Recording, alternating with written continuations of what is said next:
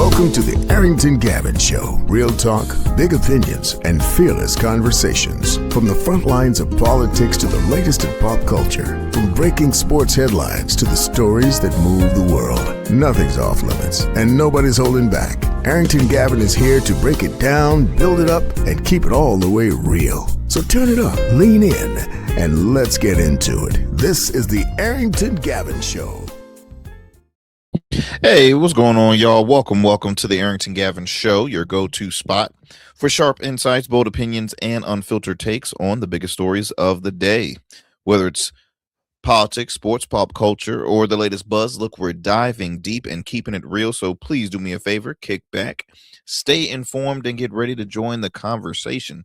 On tonight's convo, a lot to discuss. Graham Platner, as of today, he has officially announced that he will be dropping out of the U.S. Senate race after multiple controversial scandals and stories that involved Graham Platner. The most recent one that just, ended it all was sexual assault allegations made by one of his previous woman that he was intimate with for some years. But then another person also came out. So it's not looking good. But Graham Platner had a message on his social media that he put out, which is a pretty lengthy video, but I'll share it with you all because, well, we're gonna have enough time to discuss things. As you know, we are a growing platform, and we have other shows, by the way, other not shows, other topics and stories we're going to talk. But I know for sure we're going to spend some time talking about this Graham Platner issue story that's been going on. But I was gonna add on to, again, the video is quite lengthy. I'm looking at around 10 minutes long. And no, I'm not trying to bore you, but I'm just trying to give you the clear insight on what's recently been occurring. But y'all, the show is growing. The Arrington Gavin Show is growing, and we have been so honored to air our conversations out to not just on a digital and streaming level, but also just in cities like Las Vegas, New Orleans, Atlanta, and we are so grateful. But like I mentioned, the show is growing, and we're pushing in a different direction right now. And I just want to let you know, the Arrington Gavin Show is officially independent. We was always really independent, right? But we are independent. Where what I mean by that is we are strictly streaming now, y'all. You're not going to be hearing us on the AM and FM circuit. And I mean, hey, it's bittersweet. We truly appreciate show the stations that we have been on for quite some years. WDJY 99.1 FM out of the Atlanta area, WBOK 1230 AM out of New Orleans, and also KSHP 1400 AM and 107.1 FM out of Las Vegas. We have been thrilled and honored to be a part of those stations, and we're still in contact. I mean, we're working on some other projects with those stations, but we are very much still in connect. But I just wanted to show you this. Yeah, we are it's not really a revamp. We're just keeping everything all streaming, because streaming is the future, right? And we have a large large YouTube presence, and this is just ways you can continue to stay with us. So please support the Arrington Gavin Show by checking new episodes. We're still going to keep it going on 5 nights a week. New episodes weeknights at 7 p.m. Eastern Standard Time on YouTube and wherever you get your podcasts. We're available on all podcast platforms: iHeart, Spotify, Apple, just to name a few. We are on all of them. You can also follow us on Instagram at the Arrington Gavin Show. You can also follow us on X at the AG Show Live. All right. And then there's our website right there, theagshow.com. That's other ways you can support and tune into the show, y'all. But we're unfiltered, man. We can talk as much as we want to. We can cuss as much as we want to. Women, we're free. We're free. No, what it was, y'all. Look, again, I truly appreciate the opportunity to be on those markets, man. Again, you couldn't ask a kid like myself that I'll be having a radio show in Las Vegas or in New Orleans, two of the largest markets that you can get on. And it's truly, truly, truly been a blessing and honor. But like I said, we gonna have a great time. We can talk as much shit as we want to. Okay. Yes, I said it. I said it. Okay. No one's stopping us. And so I appreciate it. We're gonna be working on some other projects too. We continue to grow our channel. And if you have not followed us or subscribed to our channel, please do so, y'all. Please do so. We have a goal. Let me go ahead and put up that flyer. We have a goal to hit 5,000 subscribers, y'all, at least by the end of the year. If we surpass that, then we're forever grateful. If we don't get there, well, we're gonna keep on pushing for those 5. But we are growing each and every day, and I could not thank you all enough, because we are a growing, as I mentioned, a growing platform. And so I'm pumped, y'all. I'm pumped. We have continuing to build our presence, and I'm looking at our ticker at the bottom. On the ticker, if you're watching this video right now, we still have the stations that we're on, but we're still going to be on Goatverse TV. We're still a part of the Goatverse TV family, which we're honored. That helps stretch our audience to Roku, Amazon Fire TV, as well as a mobile app. So we are thrilled to still be a part of Goatverse TV, and we're going to continue to help grow that streaming platform as well. But again, I'm gonna put it up here again. The Arrington Gavin Show. Oh, we are independent. We are unfiltered, and we're gonna have great conversations, bold opinions, real talk, and unfiltered. That's what we're gonna get here on the Arrington Gavin Show, weeknight, 7 p.m. Eastern Standard Time. That's right, my friends, Standard Time. So be sure to support and follow the show on there. We got a lot of stuff to talk about, though, y'all. We have a lot of stuff to discuss. As I mentioned, Graham Platner. What else we have? Oh, the Florida gubernatorial race is really heating up. Really amongst party candidates. Jeff Fishback, I believe that's his name, and Byron Donald. Byron Donald was already pretty much the shoe-in to be the Republican nominee, because Byron Donald is a long time. Well, I think he's served at least 1 or 2 terms as a congressman in Florida, as a Republican congressman in Florida. But there's this new guy that's Fishback that is, I mean, he's like extreme. He's an extremist, man, and he said some very hurtful and just disgusting things about Byron Donald. Look, I am not a Byron Donald fan at all, but at the end of the day, I respect the position, for one, and I support people. I support our culture, regardless if we disagree on political values. I still support. I still say, hey, look, well, I wish him well. I hope that he can continue to, hey, just continue to be a good person. I know it's a struggle because he has been one of the biggest supporters of Donald Trump, who I really can't get into that. But yeah, a brawl happened at a recent meeting between both teams, right there. The Byron Donald team and the Fishback team started going, head to head, and it's pretty intense. Also, former mayor of Tallahassee and former gubernatorial candidate Andrew Gillum was arrested in Alabama on drug charges, and it's really, really sad because he has had his run-ins with the law. Once somebody that was looked upon as possibly the next governor in Florida. He was very close by beating Ron DeSantis. I believe that before his Ron DeSantis was elected as governor of Florida, and Andrew Gillum has been a very popular public servant, in the state, and especially in Tallahassee. Recently he had joined Angela Rye, political commentator Angela Rye, journalist, what's her name? Tiffany Cross, Bakari Sellers. They were all co-hosting a podcast, a very popular podcast that I tune into when I get the chance to call Native Land Pod. Now Tiffany Cross is no longer a regular co-host. She was one of the originals. It was those three, and then they added Bakari Sellers. Bakari Sellers is a CNN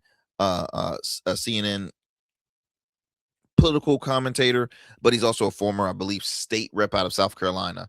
But Andrew Gillum has running with the law. We'll talk about that later on, and so much more here on the Arrington Gavin Show.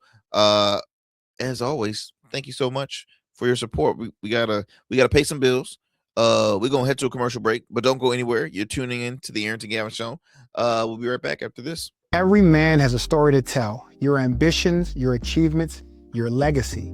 Your suit should reflect that story, crafted precisely, designed for impact, and tailored exclusively for you. We work with only the finest fabrics, luxurious wools, silk, linen, and blends from world-renowned mills in Italy, the UK, and India.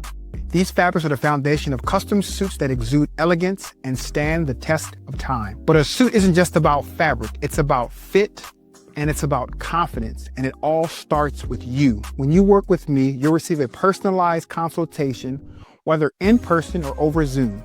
Together, we'll explore your vision and discuss your needs, and we're gonna bring your ideas to life. My journey as a designer includes apprenticing under New York-based designer Clavon Leonard, showcasing collections at New York Fashion Week, Algeria Fashion Week, and the prestigious Baltimore Met Gala.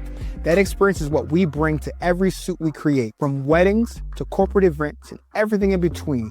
We specialize in crafting one-of-a-kind suits for life's most significant moments. Dapper Luke has been recognized as one of Baltimore's best menswear in 2023, and I was honored to be one of the 10 designers selected for the prestigious Baltimore Met Gala. With over 900 satisfied clients, we proudly serve Virginia Beach and Baltimore, bringing world-class designs to these incredible communities. We don't just make suits, we craft confidence. Your suit will fit your body, your style, and it will tell your story. Book your free online personal consultation today. Visit www.dapperluke.com.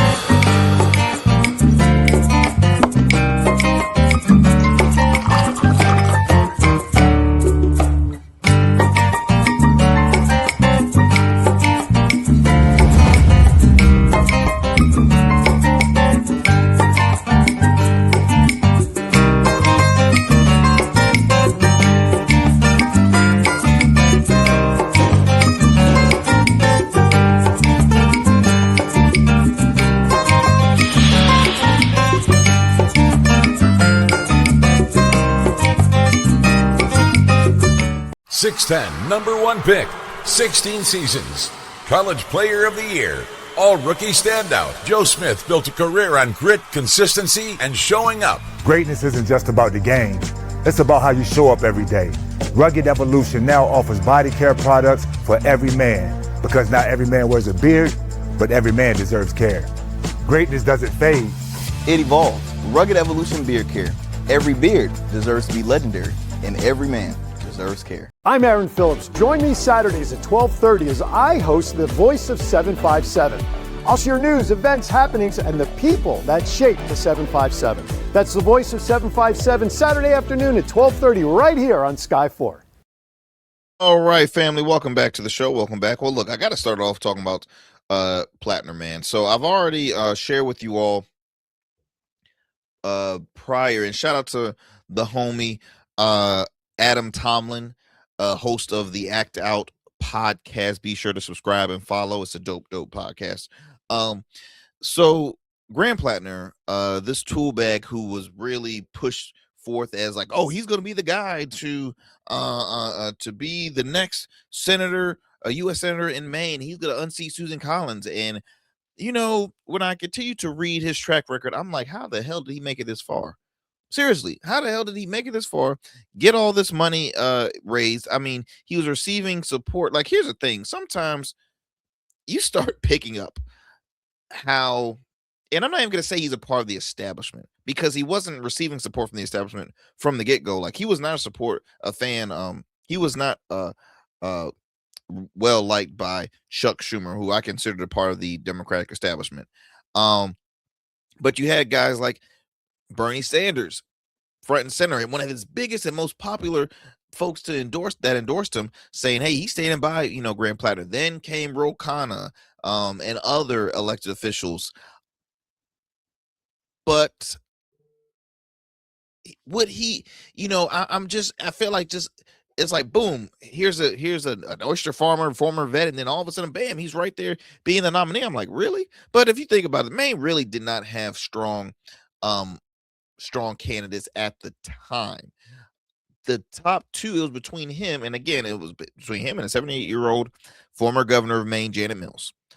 But you start having all these allegations, right, popping up. His really awful verbiage and rhetoric put out on his Reddit account.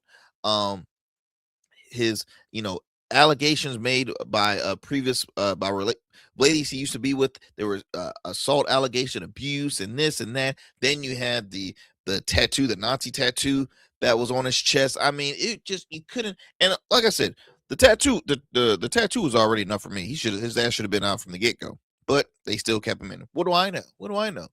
Anyways, after long, now this news was brought up, I would just say, it maybe a day or two had passed, and then all of a sudden he finally came out and said, I'm dropping out of the race. Because so many folks, I'm talking Mom Donnie, AOC, Westmore, he lost all of his endorsements withdrew. Everything was gone, just gone. And now you're hearing it from his own words, Graham Platner. I pulled up the clip of Platner's his post that he shared on his platform, Graham for Maine. You can see it yourself if you go on Instagram. Like I said, it's a bit lengthy, but we got time, y'all. We're not in a rush. Let me go ahead and pull that up for you. We're gonna listen to this. We're gonna dissect this video too. Hey everyone, it's Graham Platner here. I think, as many of you know, over the past couple days, I have faced some very serious allegations, and I just want to make it clear, this is all false. The things that have been claimed did not happen. It's not real. It has placed an immense amount of weight on me as I think about what needs to happen now. Amy and I are regular people. We were not looking for this experience. We were not looking to get into politics. We had no desire to run for office. I just want you to think about what you would do as a regular person in a position where a much larger world, large forces were working against you personally to accuse you of the worst thing that a person could do, and it was not remotely true. I learned about this through press inquiries with no time to truly respond, no time for investigations before a corporate media system and the political establishment got to act as judge, jury, and executioner. Accusations are supposed to be the beginning of things, not the end. I think it's really important to understand why this is happening in the timeline, why this is happening right now, much like October when the first attack started, much like the news that was created the week before the primary. There is a reason that this is happening now. I only have until July 13th until I am officially the nominee. this was the last week to try to get me off of the ballot. And that's why this is occurring.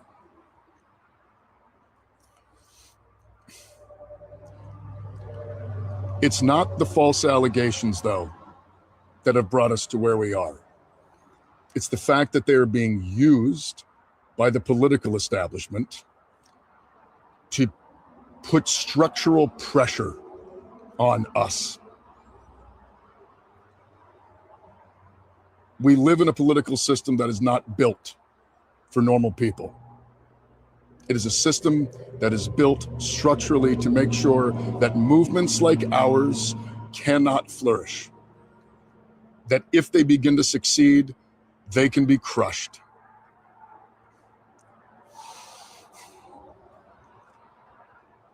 What we have accomplished here, you made possible. The people of Maine, the volunteers, the voters, the grassroots donors. And I have all the faith in the world that we could win if we could continue to harness that. But the brutal political reality is that they are going to take everything away from us. Those in power who have the ability to do so are using these allegations as an excuse to take away all of the things that we need to run a campaign. We are going to lose our ability to fundraise. We are going to lose our ability to access voter data. We are going to lose all of the things that any campaign needs on the basic level simply to function. Let me pause that right there, because so what he is, you already see it right now. He's still standing strong on his, on the allegations. He's denying all of it, saying it's false, saying that it's ironic how all of this happened, weeks prior to the most important period of this election, and now all of a sudden, like the establishment, everybody's against it, and he's continued to speak his innocence, right? And he's explaining, I cannot function with these allegations. I cannot function, fundraising, voter data, X, Y, and Z. I can't function a campaign with these allegations. So I began to think, y'all.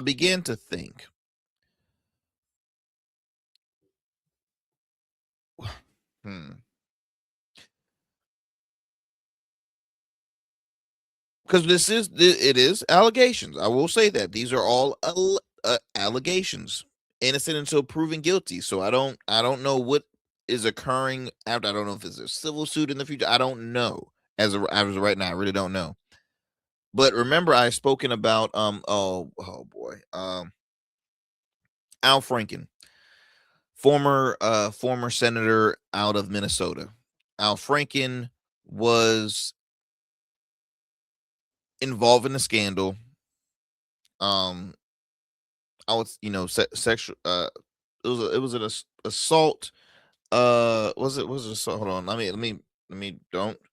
I want to say it was a assault case. It was, or assault allegations, not a case, but it was an allegation. And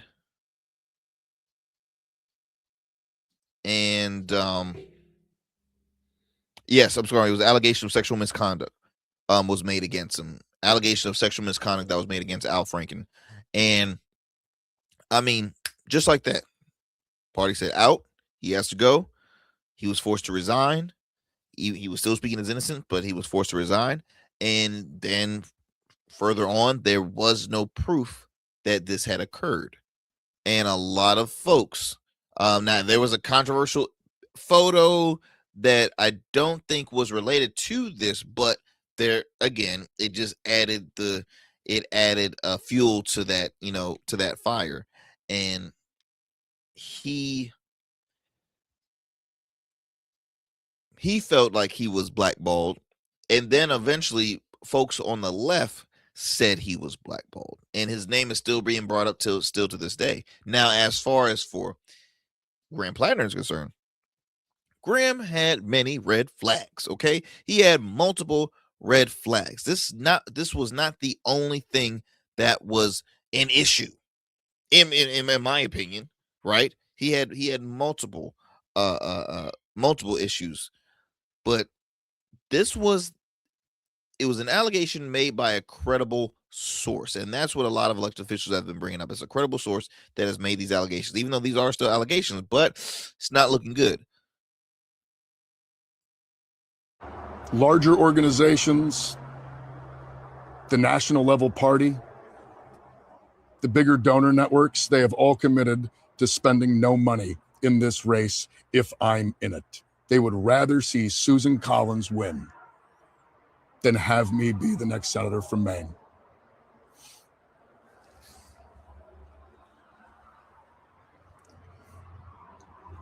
What comes next needs to come from the people. Needs to come from the people of Maine. Needs to come from the voters who on June 9th, at a strength of over 150,000, the largest number in the history of Maine primaries, said no to this kind of politics. Voted for a politics that would actually represent them. Voted against the political system, against the donor class, against the entrenched forces. And I'm not asking for how this process is going to work. I'm not trying to dictate to anyone who it should be or how we get there, but I will say this. It needs to be open, transparent, and democratic. It needs to be reflecting the will and the values of the people that built this movement, the people that showed up on June 9th. People in DC need to stay in DC. Decisions should not be made in back rooms by people in places of political power. Party apparatchiks are not the ones to make these decisions. These decisions need to be made in the open by the people of this state, the people who got us here. This is exactly the kind of political system that everyone voted against on June 9th. And for that reason, we need to be assured that it is going to be open and democratic as we move forward.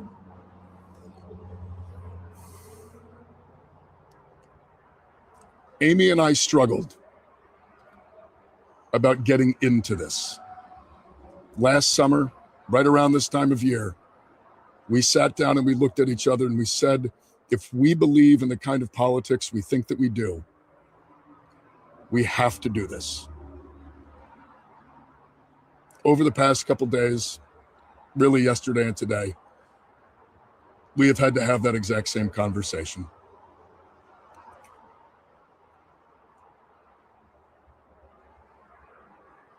We believe that for the movement to continue,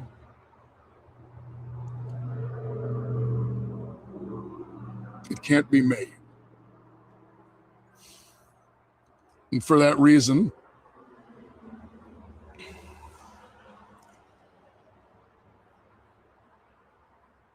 we are suspending campaign operations. This is incredibly difficult because I know that some will think it's an admission of guilt, and it most certainly is not. We're not doing it because of the allegations. We're doing it because of the structures that are being taken away from us by those in power. Mm-hmm. And I also feel an immense amount of responsibility to everyone who has worked so hard to get us to where we are.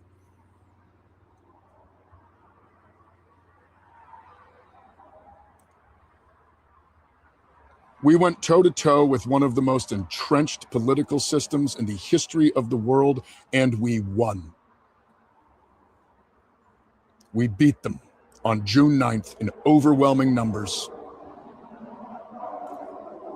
We did it the right way.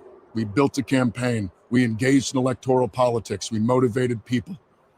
We banded together. We did it the way that we were told we are supposed to make change.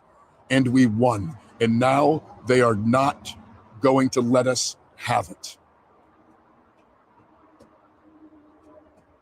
Not if it's me.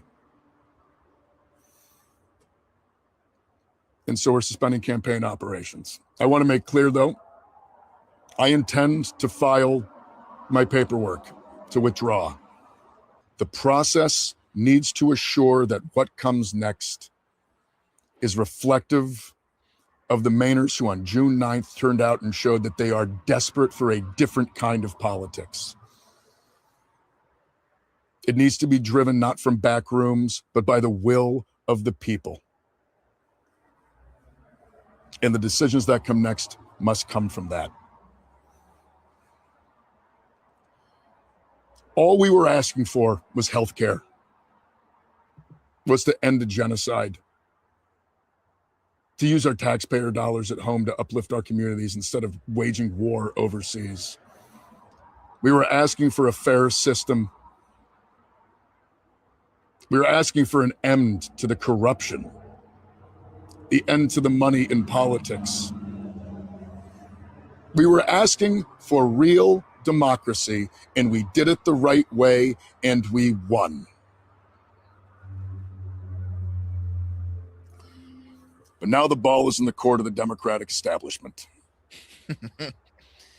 My name might be on the ballot right now, but that ballot line belongs to the people of Maine. And on November 3rd, it needs to belong to the people of Maine. And the next Democratic senator for Maine needs to belong to the people of Maine. They need to reflect the will and the values of the people of this state.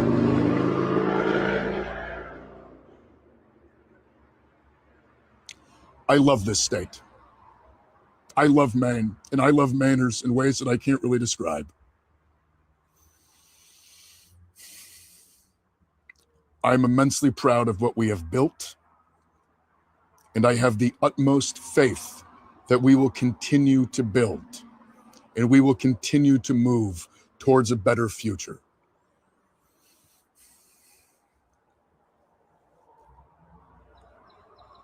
From the bottom of my heart, thank you.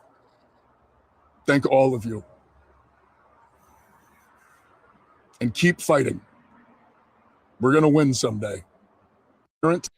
Okay, so now that after that lengthy, I mean, what do you want to call it? Do you want to call it in a, is the lengthy post that was shared from him is now, okay, what's next for the Democratic Party of Maine, right? What is the next plan? So I'm reading this on NBC News right now. The Maine Democratic Party now has the option to replace Platner on the ballot by a July 27th deadline set by the state law. Now it's unclear how it will go about selecting a candidate in the compressed time. To my understanding, they're going to be having a convention.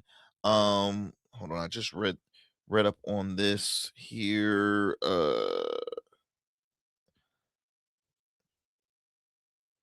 Okay, so they will host a convention to select the new U.S. Senate candidate. It says here that the Maine Democrats are planning a 600-person convention to handpick a new nominee. They expect to have 500 delegates elected, proportionally by county committees plus the full state committee.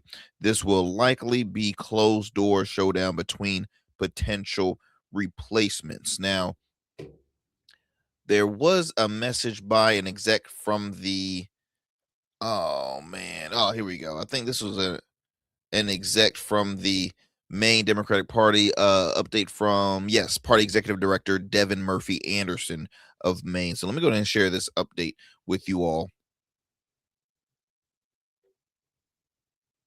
Hi, everyone. I wanted to provide you all an update on the U.S. Senate race here in Maine.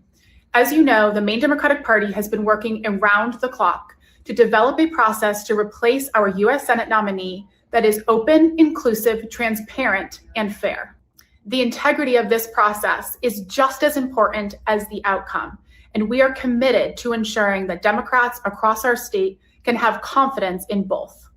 Unfortunately, Graham Platner's team has repeatedly reached out to us in an attempt to put their thumb on the scale of what this process looks like. We have repeatedly reiterated to Graham Platner's team that they have no role in determining our next Democratic nominee for the U.S. Senate, nor in determining what this process looks like. We have also reiterated that Graham Platner must drop out of this race so that Democrats in Maine can focus on defeating Susan Collins this November. We look forward to making this process public as soon as Graham Platner formally withdraws from this race. Hi, everyone. Isn't it interesting how, so right then and there, and this obviously I'm assuming that video was done before Graham Platner's post on his social media, but it's interesting how he continued to say, put it in the people of Maine's hands, put it in the people of Maine's hands, right? Bump the established, put it in the people's hands. Why the hell does he think he has the authority to choose who the replacement should be? Bro, you're not an elected official, nor have you ever previously you served the country. Thank you for your service, but you never served any political capacity. So what makes you think you deserve to, again, one person, not the people, one person should choose the replacement? Yeah. This is where the trickery with all this stuff. Like, it's just like, come on, make it make sense. You got to read between the lines, folks. You really have to focus and read between the lines. So I'm looking at some replacements, right? Obviously online, everybody's saying, okay, who should be the replacements? Who's gonna be next? Who will be a good replacement for what's the guy's name to replace Graham Platner? So here's some of the names. Now, I mentioned on the last show, you had Janet Mills, even though she dropped out of the race, her name is still on the ballot. Troy Jackson had recently filed his paperwork. He's a former state senator who had run for governor of Maine. So he's looking like a close, a pretty popular candidate. Let's see here. Okay, Troy Jackson, former state senator. He's a progressive who Senator Bernie Sanders endorsed in an unsuccessful bid for governor this year. Jackson could be, as they mentioned, could be a replicate, could have that replicate Platner appeal to the left flank of the party. Then you also have Valley Geiger, state representative. Let's see here. She said, a quote, she said she would run for Senate if Platner dropped out. She told that to MS Now. Jordan Wood ran and failed a campaign for Congress this recent year, but said on X that he's in continuing conversation with Maine voters on if he should enter into the Senate race. Nirav Shah, former head of the Maine Center of Disease Control and Prevention, ran unsuccessful for governor early this year. So again, these are just folks that were recently in front of the public eye in Maine for different political positions. Some currently serve, some didn't serve, some former elected officials. You have a Secretary of State. All right. She's been Secretary of State since 2021 and ran for governor this year. Well, check it out. A brewery owner, Dan Glimbon, and the previous lady, Shannon Bellows, was the Maine Secretary of State. I don't think I mentioned her name first, but going back to Dan Kleban, brewery owner. He entered in the Senate race last fall before suspending his campaign when Janet Mill, amongst others, entered the race. And so that's your 6. Now, the interesting is someone brought the name Patrick Dempsey. Actor Patrick Dempsey, the guy that was known for his role on Grey's Anatomy, and just other roles. Let me read this to you here, which I think that's pretty comical, but hey, let's see here. So so he has shut down. This is very recent. He shuts down the Maine Senate buzz as the Democrats weighs a replacement. He said, "No, that will not be me. Not I. The actor recently said that he would not run for Maine Senate seat, quashing speculations that the Grey's Anatomy star and People magazine's former sexiest man alive was among those being considered to replace embattled Democratic nominee Graham Platner." Let me tell you something.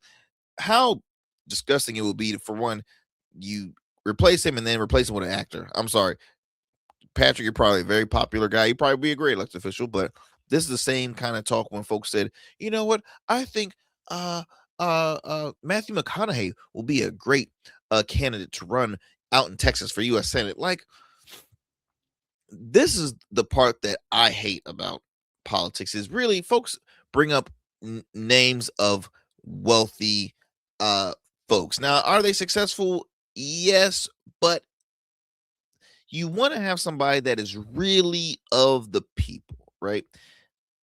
Patrick or Matthew McConaughey, they have been Hollywood public figures for years.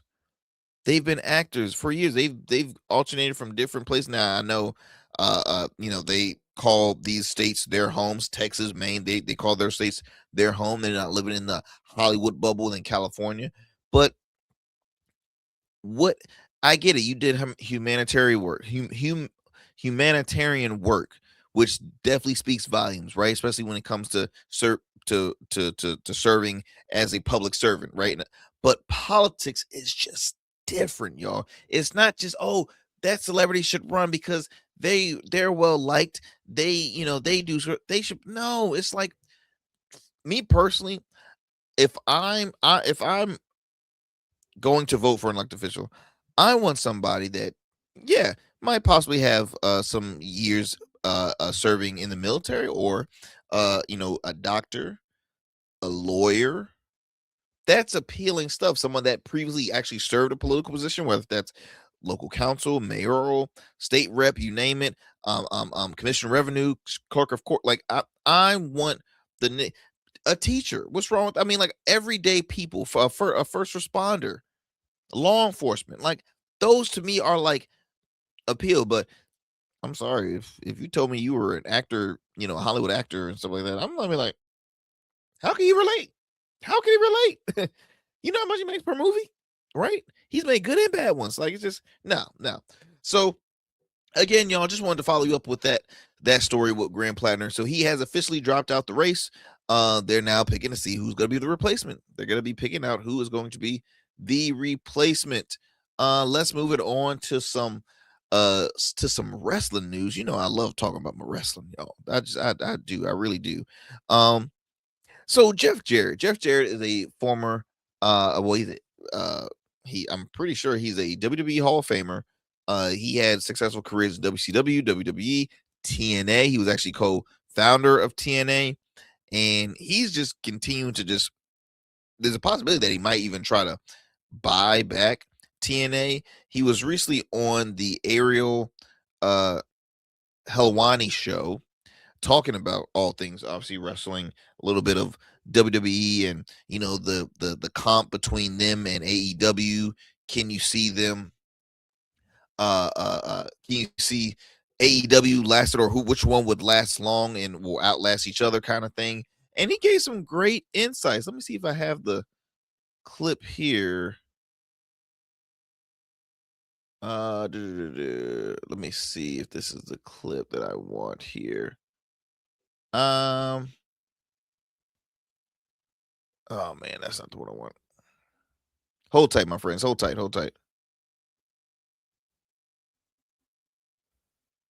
Here we go. Now he's asked about, again, which one is gaining more traction, which one can possibly outlast the other, in a sense. And so this is what he had to say. What do you think of the TKO WWE? And I've told Nick on this. Face to face? No, on text.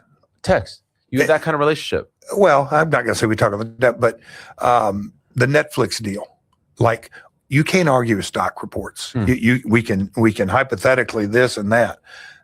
They have printed money since the merger, so to me, I'm the idiot if I start throwing stones and, hey, creative's this and this is that, and they went back to Vegas back-to-back years, and okay, who said they were not going to make mistakes? The financials, creative's subjective. Stock is not. The one thing that I'm very curious about is that going back to Tony answers to Tony. Vince used to answer to Vince. Even when he went public, he still controlled the stock. Ari doesn't really answer to Ari. Ari answers to Wall Street. How long? How sustainable is that going to be? And they're a lot smarter than I am. They probably already got their exit strategy. I don't know that, but at the end of the day, it's hard to explain to Wall Street, hey, we need to invest in A, B, C, and D because of this, and this. And we need to have, like, you look at Tony Khan's roster, Forbidden Door, unbelievable show. A lot of people even going into it. Oh, I'm not sure, but I mean, it is a kick-ass show. And then, on either side of it, so the depth of his roster, years gone by, too deep a roster, spending too much money doing it. No, not in this era when you're having a PLE every 4 weeks, 5 weeks. And so you can tell they're kind of, Seamus is the latest, but I mean, the restructuring of deals, I get that because they're answering to Wall Street. Wall Street might not understand, hey, we've got to keep this talent, this talent, this talent, this talent. Yeah, we're paying them, and we're paying them big money. And yeah, they're sitting on the bench. But boy, oh boy, when we call them off the bench, they're a brand name. They can deliver. They can do this. They can do that. So that's where I'm very curious. And again, I'm a wrestling junkie. I'm a lifer. I love, and look, I don't try to predict the future. So what they've done with the stock is, the old Vince has made more money since he sold the company than he ever did. It's just think about that. That is amazing. With that being said, where are we going to be at 48 months from now? What do you So I wanna share my take on this because I'm not a wrestling junkie compared to the great Jeff Jarrett, right? But one thing a lot of strong, very hardcore wrestling fans have noticed and they have not liked is the fact that WWE now is just big business. It's big business. At one point, there was a period where it's like they wanted to just satisfy the people. They wanted to thrill and satisfy the people. You get wrestling now, and it's just like it's all about, we're going to, and look, don't get me wrong, they're an international known company. They're not a national, they're an international known company. But for example, when they went to Saudi Arabia, right, Dubai, that was a bit unappealing to a lot of folks because you look at the strict laws and rules in Saudi Arabia, excuse me. It's like, bro, who can afford these pay-per-views most of the time? Like, if you think about it, pay-per-views now are like seeing Taylor Swift, Beyonce concerts combined on a regular, and that's how much they cost. Okay. That's WWE. They are extremely expensive, and they're selling out. Look, I remember when I started watching pay-per-views, they were selling out. They were doing one show, one weekend. They had a pay-per-view was just one show. Now they're doing it like sometimes two in a row, 2 nights in a row. WWE Saturday show and Sunday show. You got these wrestlers, some of them, depending on the fight, they're fighting 2 nights. Like, it's just, it's a lot. It's a lot. Now, don't get me wrong. I love how it's grown, right? You got Triple H, Paul Levesque in charge of pretty much running the show. You got Shawn Michaels also behind the scenes running the show. You got a lot of the wrestlers that I grew up watching that is running the show, which is great. You're putting in the wrestlers' hands. They know how it operates. You got names like, Logan Paul competing, and he's a damn good wrestler as well. And you got the commentating, you got it being more unfiltered. You got The Rock involved. You got the Netflix deal, right? Being on streaming platform. That's dope. That's big stuff. Now, I will say, don't fall asleep on AEW. Now, does AEW have the finances WWE have? Hell no. But has AEW held on strong? In my opinion, yes. But a lot of folks are saying, well, AEW is just another version of WCW.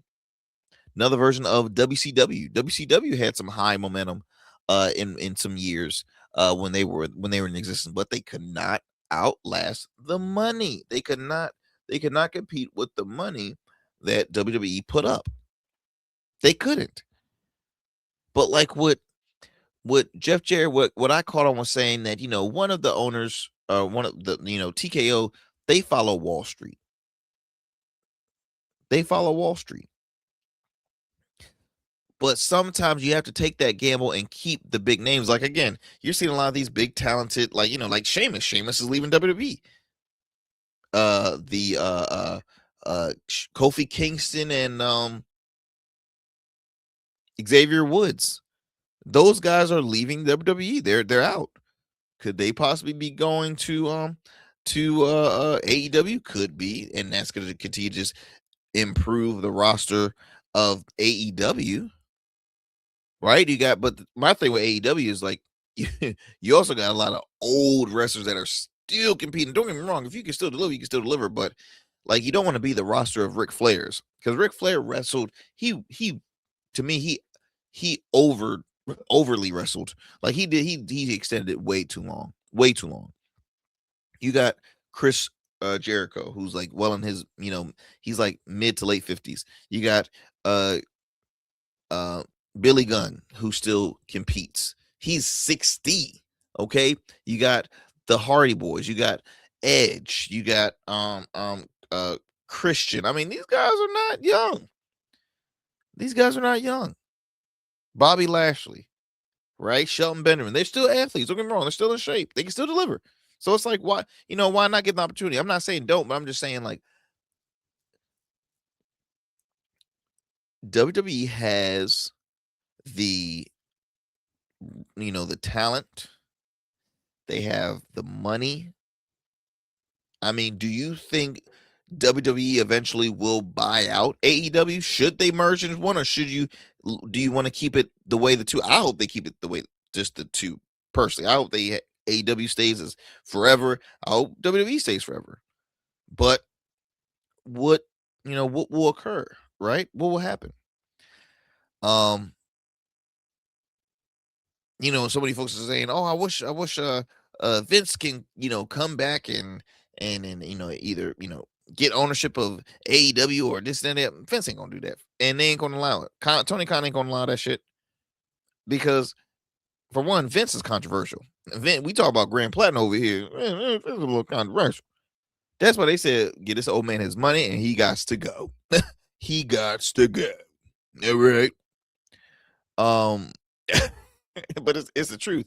It's really the truth. Like, Now, does his knowledge is still there, especially with the business, how to run a business? For sure. But like they said, like, here's the thing. Vince McMahon and Trump are two of a kind. They're very similar. So you see how Trump operates the White House in politics, not listen to a damn thing. He don't listen to nobody. That's Vince McMahon in World Wrestling Entertainment. He ain't listening to nobody. You heard Jeff Jarrett say, look, Vince answers to Vince. Vince don't answer to nobody. So let's see how this will, push on in the next, 10, 20 years. I think Tony Khan has done awesome things with AEW, because here's the thing. I feel as though they follow behind WWE. When the WWE announces that, hey, look, we're going here, AEW says, well, we're going to go here. If WWE says we're going streaming, well, hey, AEW, like, we're going to go streaming. We might can't get it on a platform like Netflix, but remember what I told you, AEW just signed on with Tubi to have like one of those like fast channel.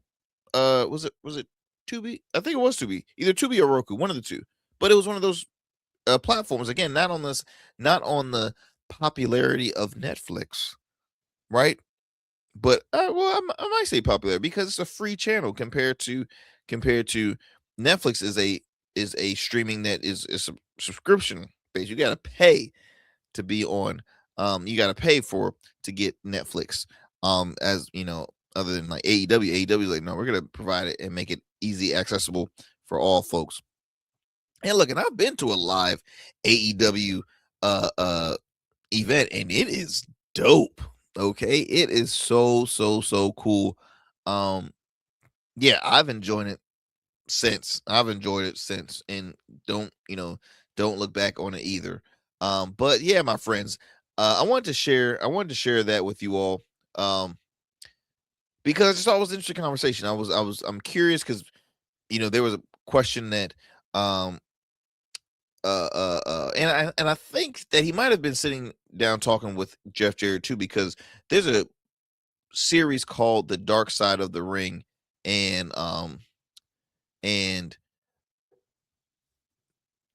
the premiere episode was premiering talking about TNA, and so you had a lot of the iconic figures that was involved with the the genesis of TNA and all that stuff, and Jeff Jarrett was again co-founder of TNA. Total nonstop action, dope. I remember watching a start off with a square ring, then they went on to an octagon ring. I thought that was pretty cool too. Like how in the hell do y'all do that? It was cool. I really enjoyed it, and I still to this day will watch past episodes of TNA. I mean, like I said, I'm a wrestling fanatic.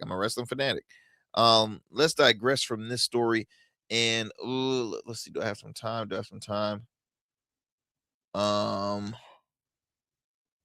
Actually, yeah, I do have time. What the hell am I thinking? I'm gonna share one more story, y'all. One more story about this Florida gubernatorial race happening in Florida. Well, obviously in Florida, but it's been going viral because so there's this gentleman by the name of, his last name is Fishback. I'm trying to see what his, I feel like his first name is it Jeff Fishback? Oh man, what is this? And it's probably a good thing why I don't know his first name, because he's been a tool since entering into this race. And extremely controversial. Well, I know the last name, the guy's last name is Fishback, and he's running for governor of Florida. Extreme, like a far extremist in my opinion. James Fishback. I know it's started with J. James Fishback. But there's a video that circulated online where Fishback has been really trolling Byron Donalds since the beginning of this race. Now, Byron Donalds again is well respected, well liked within the community, at least amongst Republican voters and in Florida, because he is already a front runner. He's a congressman. He's been backed by Trump multiple times. I think he's been endorsed by Trump. And again, the Republican Party of Florida love them some Byron Donald. He's a black Republican, for crying out loud, who loves them some Trump. I mean, it don't get any better than that. But you had Fishback trolling him, calling his name differently, and just saying a lot of disrespectful things. But this is where it really it got intense. So both staffers from each team, it got physical, y'all. Oh yeah. Let me go ahead and share this video clip with y'all. Don't you just love the old when the Republicans start getting in, they start getting intense, and just it's hey, what can you say? It's politics, baby. It is politics. With just over a month to go until Republican voters decide on who their nominee for governor will be, the race has become a bit of a shouting match. Yeah, at least between some of the candidates who were trying to chip away at the big polling lead built up by the Trump-endorsed Congressman Byron Donalds before the August 18th primary. Fox 13's Evan Axelbank in now with the viral moments, and Evan, also a new lawsuit that's been filed against Donalds here. Yeah, Chris and Ali, as the polling frontrunner, the Donalds campaign is used to taking incoming fire.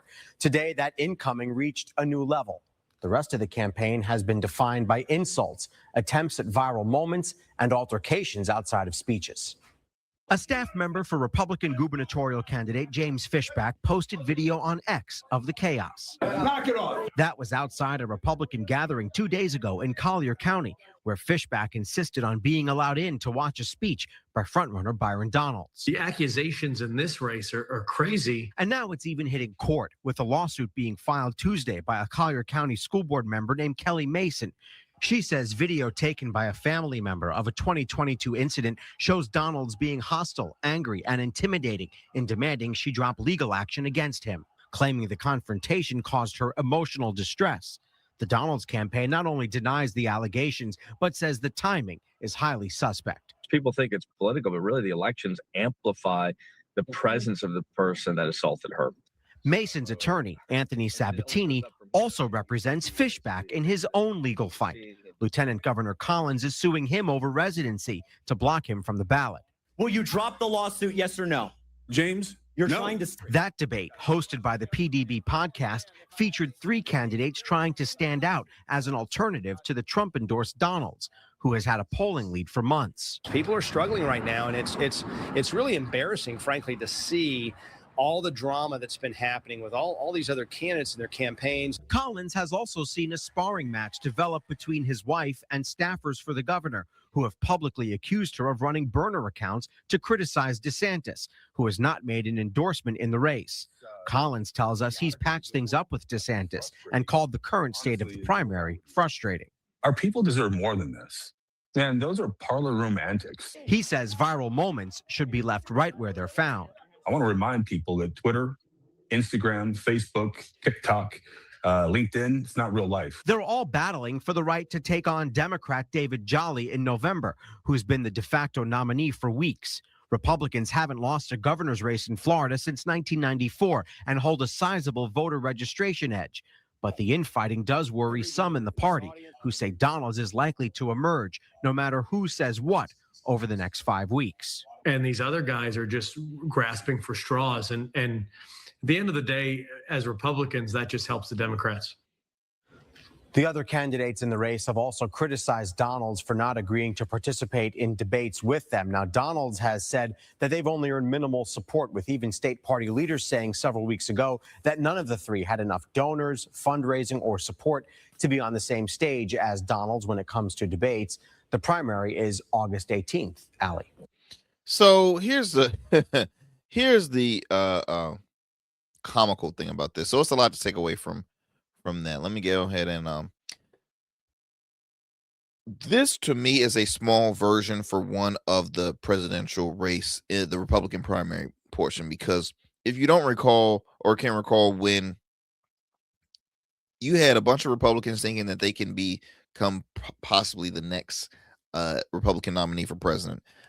Though during all those debates, you know who didn't show? Donald Trump, because he kept on leading the polls. He was already the well-liked guy. He was the king of the Republican Party at this point, and he didn't have to show. He didn't show for any debate. So obviously, you saw like Byron Donald not even wasting his time talking about. Because I'll be honest, out of those 3, there was really only 2 guys that are really, I would say, okay, they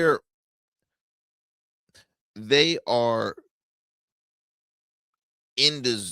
They're more qualified to be in that race.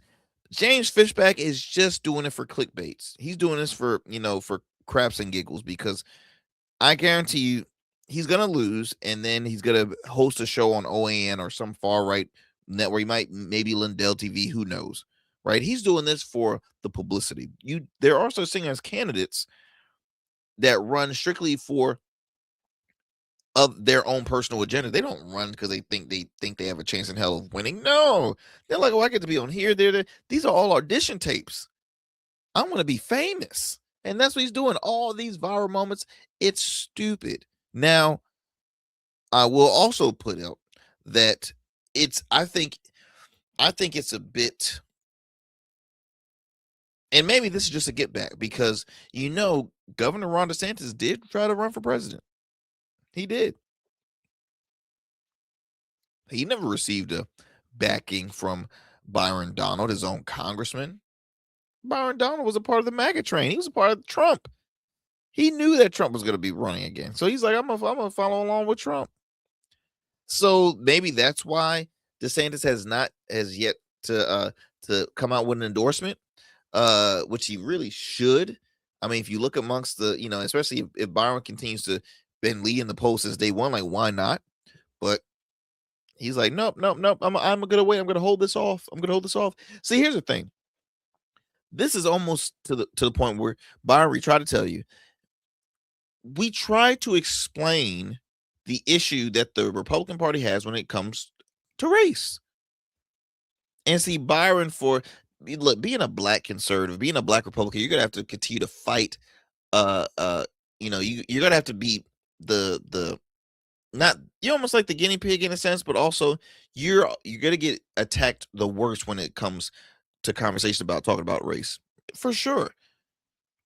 Look, I have conservative friends and black conservative friends, and when I talk with them, I'm like, hey, look, the party sucks on the messaging to try and grow black voters. Now you have different groups and PACs that are growing, black conservatives, but it's still very little, in my opinion.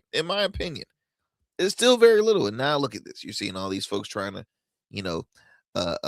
trying to get in Byron Donald's head, trying to unseat him. I mean, it will be interesting. Now, the Democratic nominee, or Democratic candidate, I believe he is the only solo. So I will say, yeah, he's the nominee.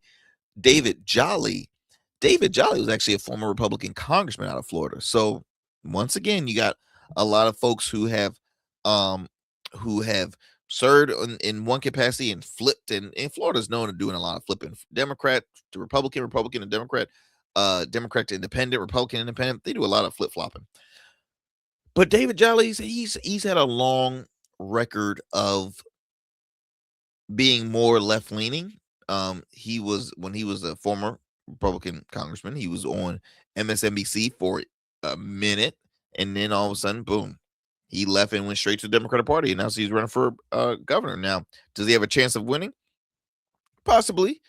He was a former elected official in Florida, or representing Florida, but as a Republican. Now, did he still keep a hold of some of those Republican votes, folks that respected and enjoyed him as a Republican? But Florida's a very red state, so it will be interesting to see, y'all. It will be interesting to see how this race pans out. But I tell you, man, this viral moment when you see these people fighting amongst each other, you're just like eating the popcorn, just watching from behind, like, okay.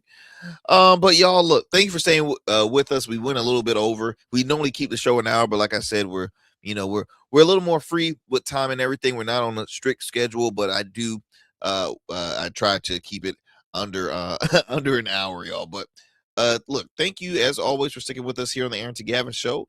I will talk to y'all soon. Okay, be sure to stay informed, stay safe, and do your research when it comes to these midterm elections, y'all. I'll talk to y'all for another great episode.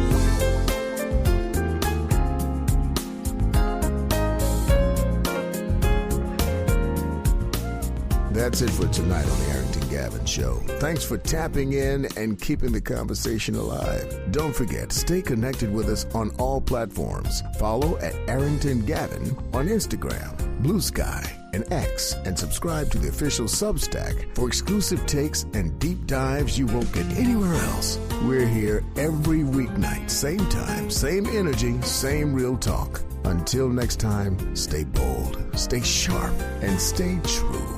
That's what we do on the Arrington Gavin Show. Peace.